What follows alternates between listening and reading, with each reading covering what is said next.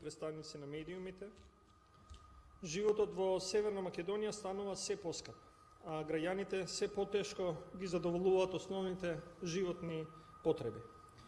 Индексот на трошоците на живот во јануари 2025 година во однос на истиот месец минатата година бележи зголемување од 4,9%, додека индексот на цените на мало пораснале за цели 5,2%. Цените на основните прехранбени производи растат без контрола, а семејните буџети се под постојан притисок. Но тоа не е се. Граѓаните веќе плаќаат и повисоки сметки за струја. Само во јануари тие се зголемија за 20%, 20 до 30%, што представува уште еден тежок удар врз животниот стандард. Во овие услови, каде што растот на цените го надминува зголемувањето на приходи, се повеќе семејства се соочуваат со финансиски тешкоти, а за многумина месечната плата веќе не е доволна ниту за најосновните трошоци. Наместо владата да интервенира и да ја заузда кризата, гледаме незаинтересираност, одолговлекување и целосно отсуство на мерки што ќе ја заштитат куповната моќ на граѓаните. Денес, како одговорна опозиција, предлагаме конкретни законски измени кои ќе доведат до заштита и подобрување на животниот стандард. Пратеничката група на СДСМ и коалицијата поднесува предлог на закон за изменување и дополнување на законот за ДДВ, со кој бараме намалување на данокот за електричната енергија од 18% да биде 5%, но и укинување на ДДВ за основните прехранбени производи, односно негово намалување од 5 на 0%.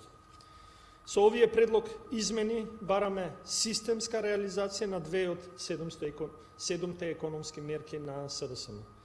Почитувани, намалувањето на ДДВ за електричната енергија ќе значи најмалку 13% пониски сметки, односно поевтина струја за над 600.000 домаќинства. За сметка од 3.000 денари граѓаните ќе заштедат околу 400 денари месечно. Износ што наместо да оди во државниот буџет ќе остане во семејните буџети.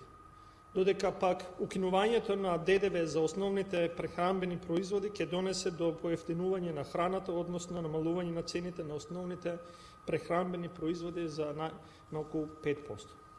И покрај тоа што со месеци ветуваа мерки за намалување на цените, гледаме целосен дебакл на владините политики. Така наречените антикризни празнични кошнички доживеаја фиаско. Најавеното замрзнување на маржите се уште не е донесено.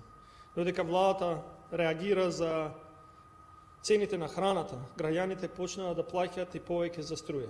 Се формираше Министерството за енергетика, но минатата година тоа реализираше само 50% од планираните капитални инвестиции. Домашното производство на енергија не расте, што не прави уште позависни од скап увоз. Во ноември, планираниот увоз на струја од соседните земји беше 0 гигават електрична енергија, но реално беа увезени 351 гигават часови електрична енергија. Истото се повтори и во декември, кога планираниот увоз повторно беше 0, а се увезоа 425 гигават часови електрична енергија. Почитувани, она што владата упорно одбива да го направи, СДСМ и коалицијата преземаат конкретни чекори да го спроведат. Со поднесувањето на овој предлог закон по скратена постапка, започнуваме процес на системска реализација на мерките што директно ќе го олеснат финансискиот товар на граѓаните.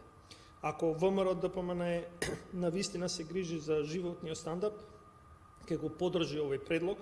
Секој одолговлекување значи нов удар врз семејните буџети. Секој глас за ќе биде глас за реални опипливи решенија.